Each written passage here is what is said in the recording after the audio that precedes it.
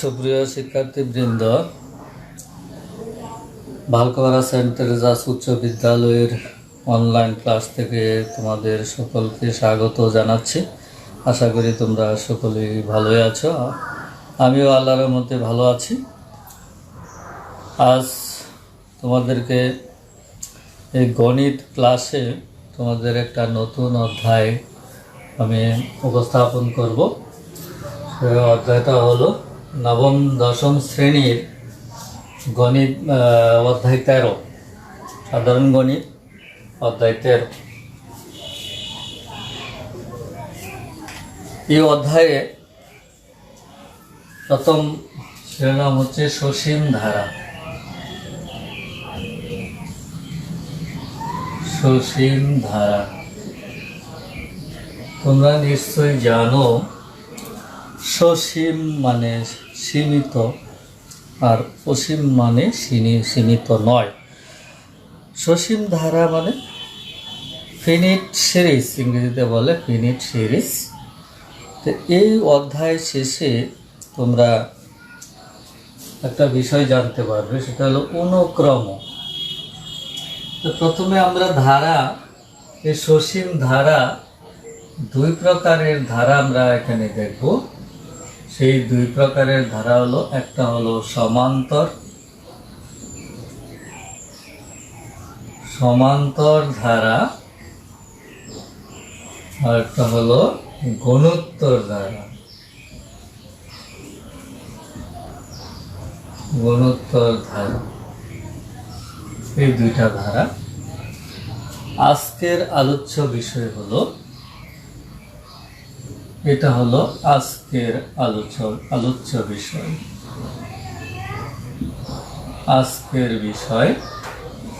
আজকের পাঠ, এটা হলো আজকের পাঠ সমান্তর ধারা।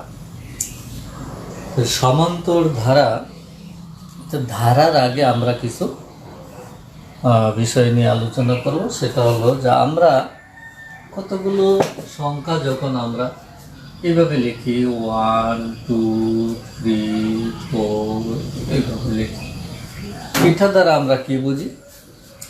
স্বাভাবিক সংখ্যা। স্বাভাবিক সংখ্যার যেহেতু কোনো শেষ নেই, স্বাভাবিক সংখ্যার একটা সেট, এটা হলো স্বাভাবিক সংখ্যার সেট। আবার আমরা যদি এইভাবে লিখি 2 4 6, এটা হলো জোড় সংখ্যার সেট। আবার লিখি 1 3 5 7, এইগুলি হচ্ছে বেজোড় সংখ্যার সেট। এই কতগুলি সংখ্যা, কতগুলো রাশি একটা বিশেষ নিয়মে ক্রমান্বয়ে এমনভাবে যদি সাজানো হয় যে পূর্বের পদ, যে প্রত্যেক রাশি তার পূর্বের পদ এবং পরের পদের সাথে কিভাবে সাজানো বা সম্পর্কিত তা জানা যায়। কতগুলি রাশি যদি এমনভাবে সাজানো যায় যে তার পূর্বের পদ এবং পরের পদের মধ্যে একটা সম্পর্ক থাকে, সেই সম্পর্কগুলিকে যদি এমনভাবে সাজানো যায়, তাদের মধ্যে কি সম্পর্ক থেকে সেটা যদি বোঝা যায়, তখন এইগুলিকে বলা হয় সাজানো রাশিগুলোর সেটকে। এই সাজানো রাশিগুলোর সেটকে আমরা বলবো অনুক্রম। এটাকে বলা হয় অনুক্রম। তাহলে অনুক্রমগুলি হচ্ছে কতগুলো রাশি যদি এমনভাবে সাজানো যায় যে তার পূর্বের পদ এবং পরের পদের মধ্যে একটা সম্পর্ক বিদ্যমান থাকে। সেই সম্পর্ক বিদ্যমান থাকে বা সম্পর্ক কীরকম সম্পর্ক সেটা আমরা বলতে পারি। সেই রকম রাশিগুলোর সেটকে বলা হয় অনুক্রম।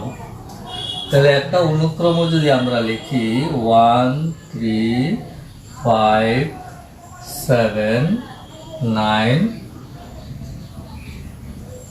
এটা হলো একটা অনুক্রম। আর সেই অনুক্রমগুলি যদি প্রক্রিয়া চিহ্ন দ্বারা যুক্ত করা হয়, প্লাস অথবা মাইনাস, তাইলে এটা হবে একটা ধারা। আগে ছিল অনুক্রম, এখন কিন্তু এটা অনুক্রম নয়, এইগুলো হচ্ছে, এখন এটা হয়ে যাবে ধারা,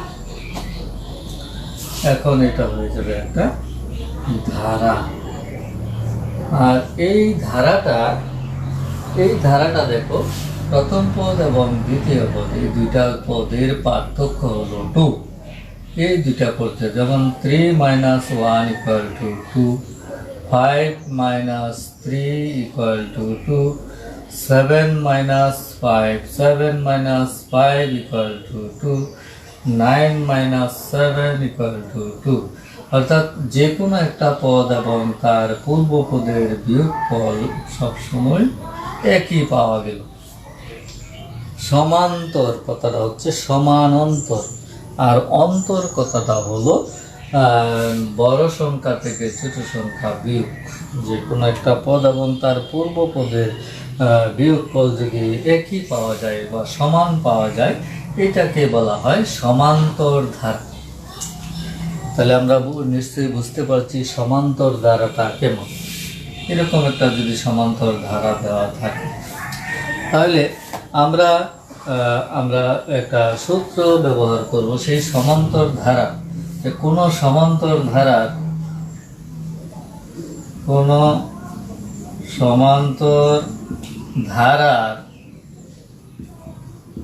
প্রথম পদ বলতে এই ধারাটার প্রথম পদ ধরে নেব 1।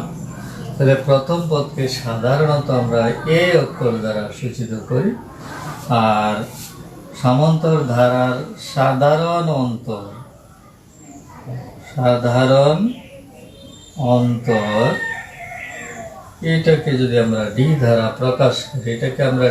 প্রকাশ করি, প্রথম পদ এ ধারা প্রকাশ করি এবং সাধারণ অন্তরকে ডি ধারা প্রকাশ করি, তাহলে আমরা এই যে ধারাটা এখানে দেখছো, সেই ধারাটার 1, 3, 5, 7, 9, এটা হলো প্রথম পদ, এটা দ্বিতীয় পদ, এটা তৃতীয় পদ, এটা চতুর্থ পদ, এটা পঞ্চম পদ।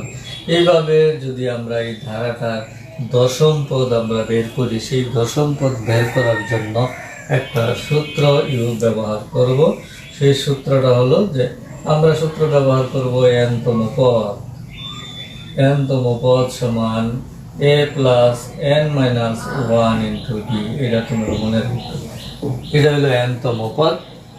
যদি আমরা এই ধারাটার দশম পদ নির্ণয় করতে বলি, তোমাদেরকে যদি বলা হয় এই ধারাটার 10 নম্বর পদটা কত, তাহলে তুমি এখানে যে কোনো সমান্তর ধারার এখানে ধারার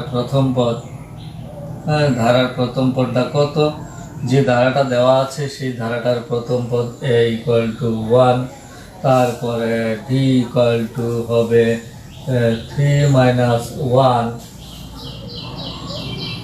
d হবে 3 - 1 = 2। এখন বলছে যে ধারাটার দশম, সুতরাং ধারাটির দশম পদ হবে, এই সূত্রটা ব্যবহার করতে হবে, a + n-1 × d। এটা হলো n-তম পদ।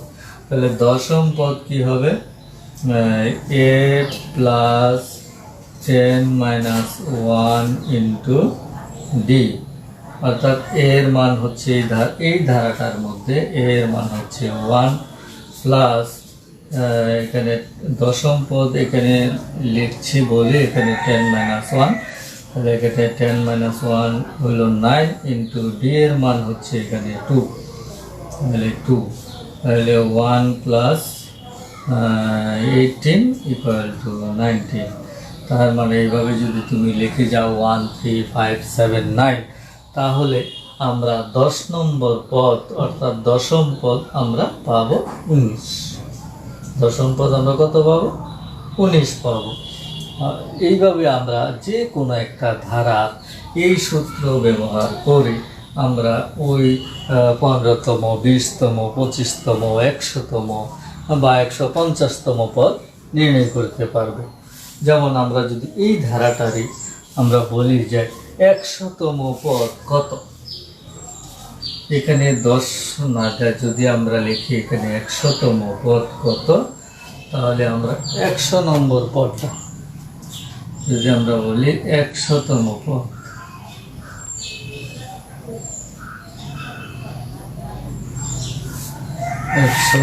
পদ,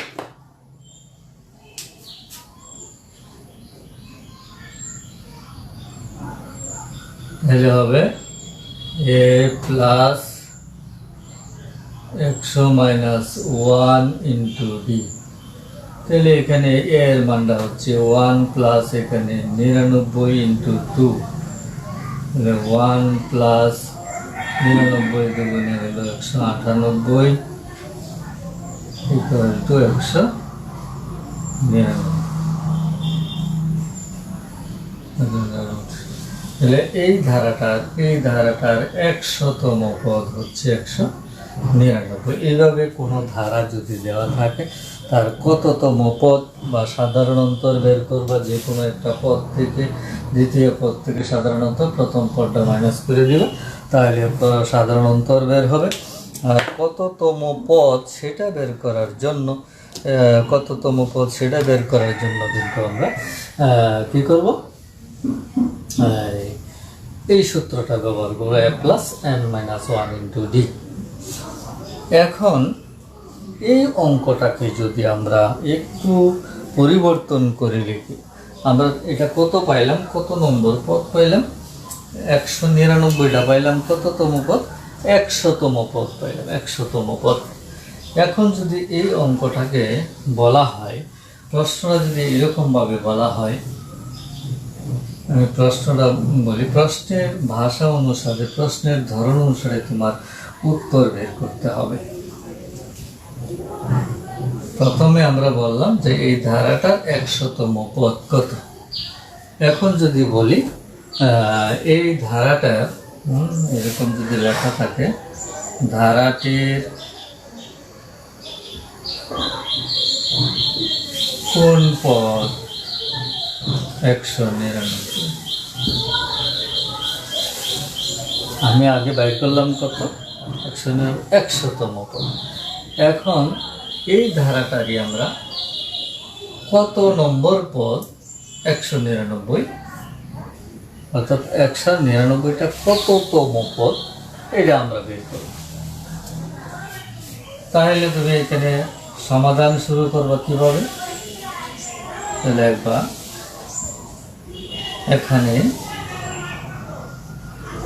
এখানে a ইকুয়াল টু 1,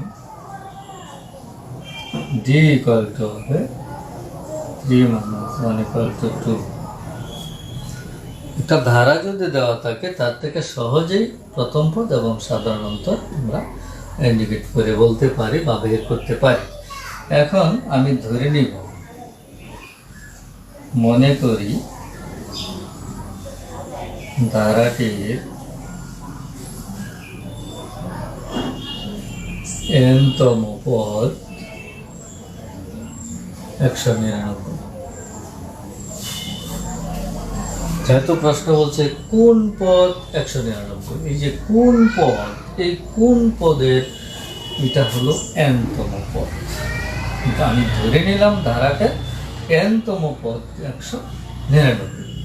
এখন আমরা একটা সূত্র জানি nতম পদের, a প্লাস n মাইনাস 1, তাই আমরা লিখতে পারি যে a plus n minus 1 into D equal to 199। এটা আমরা কিন্তু লিখে ফেলতে পারি, যেহেতু আমি ধরে নিচ্ছি মনে করি ধারাটির nতম পদ 199, তাহলে a plus n minus 1 into D equal to 199। a plus n minus 1 into D, এটা হলো 199।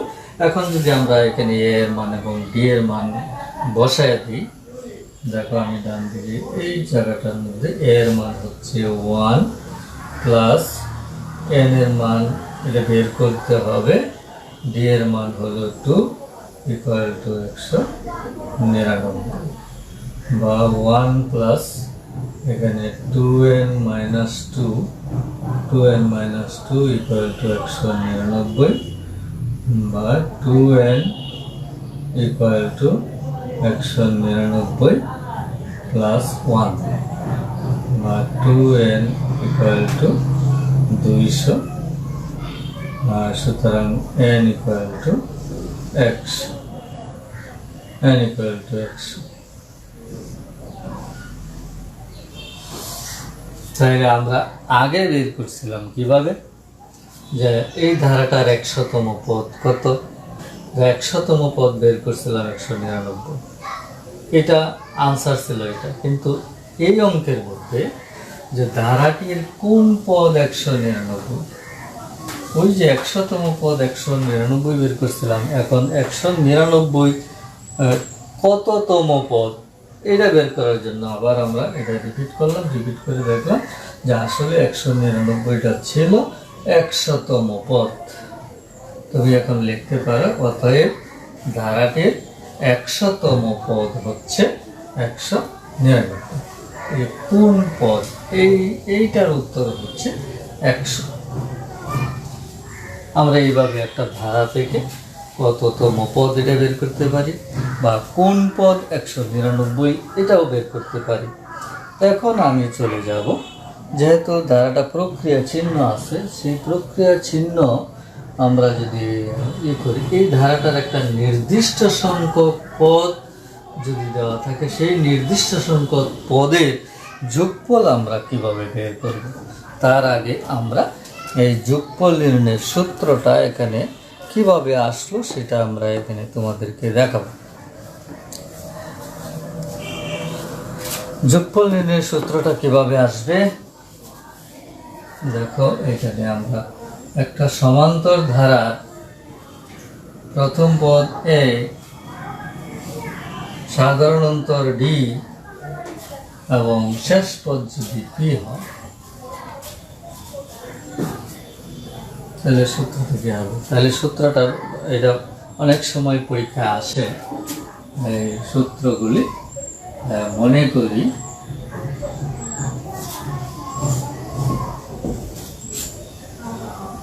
কোন সমান্তর ধারার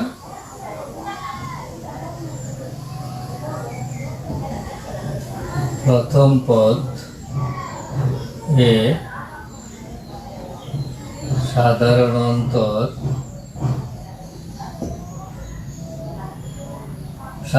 অন্তর ডি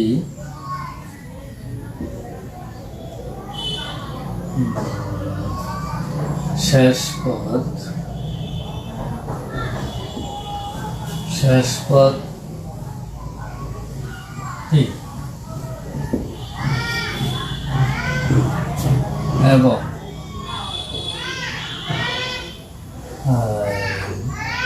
ধারাটির সমষ্টি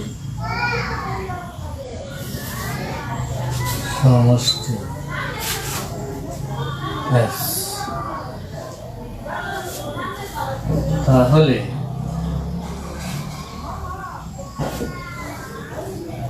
S ইকুয়াল টু কি হবে? S ইকুয়াল টু হবে এই প্রথম পদ যোগ দ্বিতীয় পদ যোগ তৃতীয় পদ যোগ চতুর্থ পদ, এইভাবে আমরা ধারাগুলি সবগুলি পদ যোগ করে আমরা সমষ্টিগুলি লিখতে পারি। তাহলে আমরা প্রথম পদ ধরছি কত, এ, প্রথম পদটা এ, প্লাস দ্বিতীয় পদটা কত হবে, ওই সাধারণ অন্তর যেটা ধরছিলাম, তোমরা নিশ্চয়ই জানো, আমি আগে যে দেখাইছিলাম 1, 3, 5, 7, এই যে ধারাটা দেখাইছিলাম, এখানে এ ছিল কত 1, বি ছিল কত 3 - 1 = 2। তাহলে তোমরা নিশ্চয়ই বুঝতে পারছো যে প্রথম পদটা যদি 1 হয়, তাহলে দ্বিতীয় পদটা হবে এই 1-এর সাথে সাধারণ অন্তরটা যোগ, অর্থাৎ 1 + 2। আর তৃতীয় পদটা হবে 1 প্লাস কত হবে,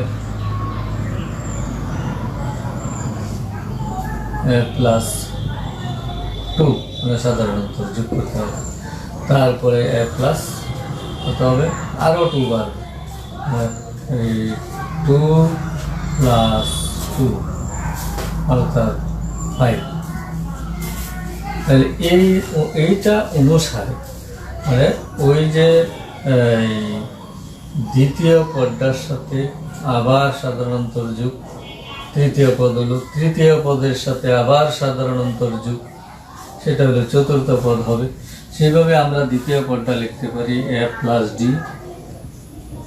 তৃতীয় পদটা লিখতে পারি a প্লাস 2d। এইভাবে আমরা যদি লিখে যেতে থাকি তাহলে শেষ পদটা যদি আমরা p লিখি তার আগের পদটা কত হবে?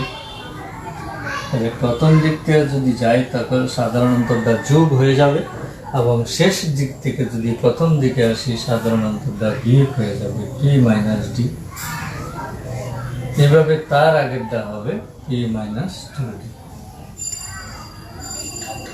এইভাবে আমরা ধারাটা শেষ করতে পারি, এবং এই প্রত্যেকটা পদের যোগফল, মাঝখানে অগণিত পদ আছে, এই যোগফল এটাই হলো এস সাবট্রাকশন বা সমষ্টি। এখন এই ধারাটাকে যদি আমরা বিপরীত ক্রমে লিখি, বিপরীত ক্রমে যদি লিখি,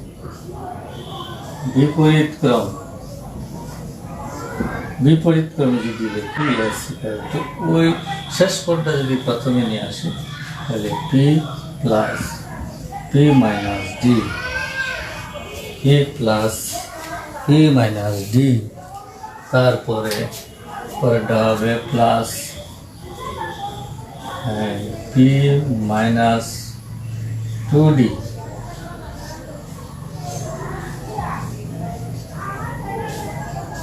p মাইনাস 2d, তারপরে plus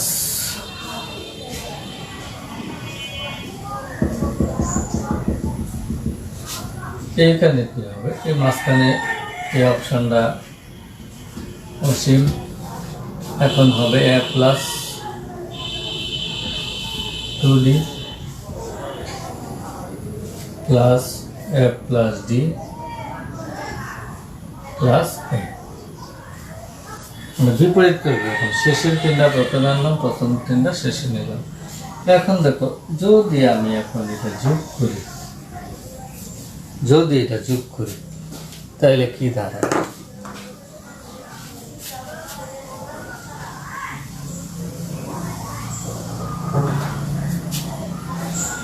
s R s 2s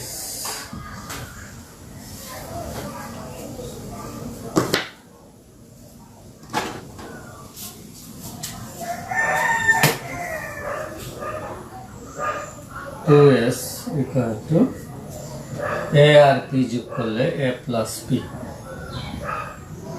plus a আর p যোগ করলে এখানে a প্লাস p,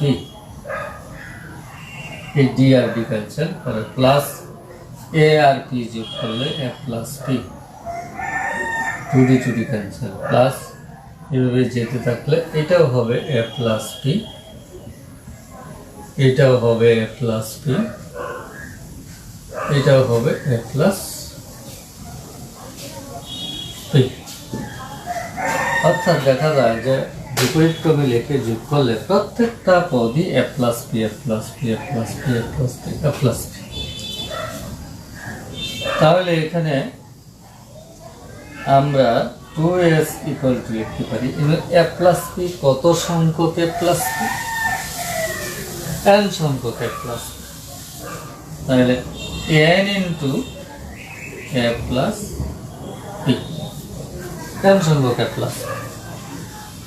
যদি আমরা n পদের সমষ্টি, যদি এখানে n সংখ্যক পদ থাকে তাহলে এখানে a plus p, a plus p, a plus p, up to a plus p, a plus p, a plus p, n সংখ্যক a প্লাস p। n সংখ্যক a প্লাস p এর যোগফল n into a plus p। তাহলে এখানে আমরা s equal to পাই, এই 2 যদি আমরা পক্ষান্তর করে দিই n/2, আর এখানে a প্লাস এই শেষ পদটা কি দেওয়া ছিল, কি শেষ পদ, আর যেহেতু n সংখ্যক পদের যে সমষ্টি আমি বের করব, n সংখ্যক পদের সমষ্টি আমরা বের করব, তাহলে এই শেষ পদটা হবে, এই শেষ পদটা হবে n-তম পদ, শেষ পদটা হবে পিটা হবে n-তম পদ। তাহলে এখানে হচ্ছে শেষ পদ পিটা হচ্ছে n-তম পদ, n-তম পদ। তাহলে এখানে n/2 a প্লাস n-তম পদ, আমরা সূত্রটা দেখিয়েছিলাম আগে, a plus n-1 into D. এখন দেখো সূত্রটা দাঁড়াচ্ছে কি, n/2 ইন্টু এ আর এ যোগ করলে হচ্ছে 2a plus n-1 into D. তাহলে s equal to n/2 into 2a plus n-1 into D. এটা সূত্রটা দাঁড়াচ্ছে এটা। তাহলে আমরা যদি কোনো সমান্তর ধারার আমরা যদি n পদের সমষ্টি বের করতে বলি, তাহলে আমাদের এই সূত্রটা ব্যবহার করতে হবে, n পদের সমষ্টি। অর্থাৎ n পদের সমষ্টিকে আমরা Sn দিয়ে প্রকাশ করব। Sn equal to n/2 into 2a plus n-1 into D. এটা হলো যে তোমার পরীক্ষায় যদি আসে যে Sn equal to n/2 into 2a plus n-1 into D সূত্রটি প্রতিপাদন কর, তাহলে তোমার এইভাবে শুরু করতে হবে। তাহলে প্রথমে সমান্তর দ্বারা প্রথম পদ, সাধারণ পদ, শেষ পদ এবং সমষ্টি ধরে, তাহলে ধারাটা হবে কি, প্রথম পদটা এ, দ্বিতীয় পদটা হবে প্লাস ডি, তৃতীয় পদটা হবে প্লাস 2d। এইভাবে শেষ পদটা যদি হয় পি, তার আগেরটা হবে পি মাইনাস ডি, তার আগেরটা হবে পি মাইনাস 2d। এইভাবে এই ধারাটাকে বিপরীত ক্রমে লিখে একটা যোগ করবো। যোগ করার পরে আমরা আমরা যখন এই সবগুলো একই পদ পাবো, তখন যেহেতু n পদের সমষ্টি বের করতে বলা হয়েছে, যে এখানে a প্লাস পি হবে n সংখ্যক a প্লাস পি। n সংখ্যক a প্লাস পি এর যোগফল হচ্ছে n দ্বারা গুণ করলেই হয়ে যাবে n into a plus P. এটা থেকে আমরা এই পিটা ধরে নিয়েছিলাম কি শেষ পদ মানে যেহেতু n পদের সমষ্টি বের করতে বলা হয়েছে, কাজে এখানে এই শেষ পদটা হবে n-তম পদ। এই n-তম পদ, শেষ পদ পিটা হবে n-তম পদ, আর n-তম পদ হচ্ছে a plus n-1 into D. এইটা থেকে আমরা পাই যোগ করলে 2a, n/2 into 2a plus n-1 into D. এটা হলো সূত্রের প্রতিপাদন। আমরা সূত্রটা প্রতিপাদন করলাম। এখন এই সূত্রটা ব্যবহার করে আমরা ওই যে উদাহরণ আকারে যে ধারাটা, সমান্তর ধারাটা আমি লিখেছিলাম, সেই সমান্তর ধারাটার কতগুলি পদের সমষ্টি বের করব। এই সূত্র ব্যবহার করে আমরা যোগফল বের করব।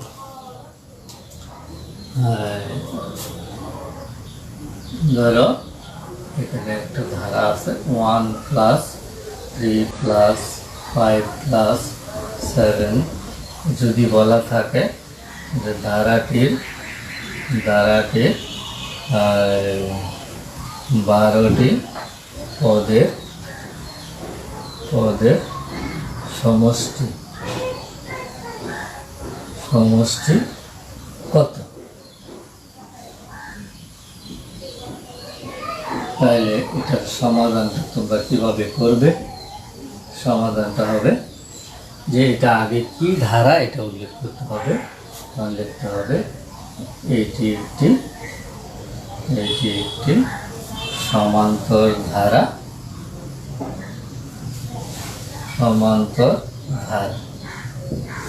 যার প্রথম পদ a ইকুয়াল টু হচ্ছে 1, তারপরে সাধারণ অন্তর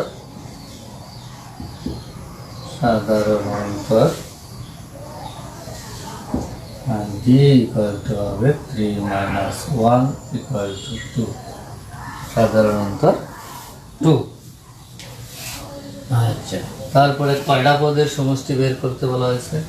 12টি পদের সমষ্টি। তাহলে এখানে পদ সংখ্যা n ইকুয়াল টু 12। তাহলে সুতরাং সমষ্টি Sn equal to n/2 into 2a plus n-1 into 2। এই যে সমষ্টি লিখলাম, এটা হলো n পদের সমষ্টি। যেহেতু n লেখা হয়েছে, এটা কিন্তু n পদের সমষ্টি। এই n পদের সমষ্টি এখানে লিখলাম, ওই যে সূত্রটা যেটা আমরা আগে প্রতিপাদন করেছি।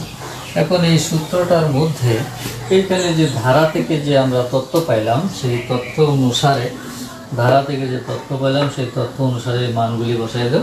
এখানে এর মান 1, বি এর মান 2 এবং কত সংখ্যা n যদি বসাই দাও, তাহলে সুতরাং S12 equal to 12/2 into 2 into 1 plus 12 minus 1 into d এর মান হচ্ছে 2।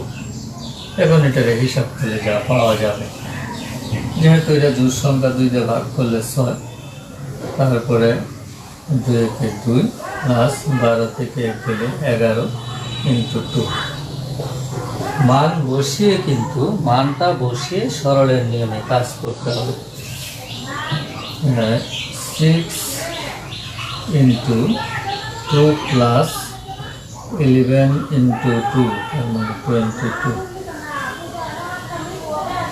তাহলে হবে 6 into 24, আচ্ছা 24, 12, 14, 144। তাহলে আমরা যে ধারাটা আমরা লিখলাম এখানে, এই ধারাটার 12টি পদের যোগফল বের করলাম, 12টি পদের সমষ্টি বের করলাম, সেই সমষ্টি হবে 144। এটা আনসার হবে 12 পদের সমষ্টি। এইভাবে যে কোনো ধারা যদি দেওয়া থাকে, সেই ধারার কততম পদ এটা বের করতে বলা হলে আমরা এই সূত্র ব্যবহার করব। n তম পদ, এটা ছিল কি a plus n minus 1 into d। যদি কততম পদ বলে, কততম পদ বের করতে বলা হয়, তাহলে এই সূত্র ব্যবহার করব। আর যদি বলে ধারাটির সমষ্টি বের করতে বলা হয়, তাহলে আমরা এই সূত্রটা ব্যবহার করব। n পদের সমষ্টি Sn equal to n/2 into 2a plus n minus 1 into d, এই সূত্রটা ব্যবহার করব। প্রিয় শিক্ষার্থীবৃন্দ, এখন আমরা যে দুইটা সূত্র নিয়ে আলোচনা করলাম, অনুক্রম এবং ধারা নিয়ে যে আলোচনা করলাম, সেই ধারা কিছু অনুশীলনীতে কিছু অঙ্ক আছে। সেটা হলো তোমার অনুশীলনীর 1 থেকে কত থেকে দেখি, প্রথম দিক দিয়ে কয়েকটা বহু নির্বাচনী হয়তো থাকতে পারে, বহু নির্বাচনী অঙ্ক আছে। এগুলি তোমরা এই নিয়ম ফলো করে বহু নির্বাচনী উত্তরগুলি বলতে পারবে। আবার অনুশীলনীর অঙ্ক 5 থেকে 10 পর্যন্ত, সেই অঙ্কগুলি আশা করি এখন তোমরা এই অঙ্কগুলি সমাধান করতে পারবে। শিক্ষার্থীবৃন্দ, আমরা জানি অবশ্যই পারবে। আমরা উদাহরণে কিছু অঙ্ক আছে, উদাহরণগুলি ফলো করে 5 থেকে 10 পর্যন্ত এই অঙ্কটার নিয়মে তোমরা বাড়িতে অনুশীলন করবে। পরবর্তীতে আমরা আরও কিছু অঙ্ক এই অনুশীলনীতে আর একটা ক্লাস নিব আমি। সেই ক্লাসটা আমি নেওয়ার সময় তোমরা অবশ্যই পূর্বের ক্লাসটাকে অনুসরণ করে আসবে। আবার কিছু উদাহরণে কিছু অঙ্ক আছে, এগুলি দেখে আসবে। আমরা কীভাবে অঙ্কগুলি সমাধান করব সেটা সহজেই বুঝতে পারবে। তাহলে যাক, আজ আর আমি সময় বাড়াচ্ছি না, ক্লাস বাড়াচ্ছি না আজ। তাহলে এই পর্যন্ত ক্লাসের সমাপ্তি ঘোষণা করছি। তোমরা সকলেই ভালো থাকবে, সুস্থ থাকবে এবং বাড়িতেই থাকবে। তা আজ এই পর্যন্তই বিদায়। ধন্যবাদ সবাইকে।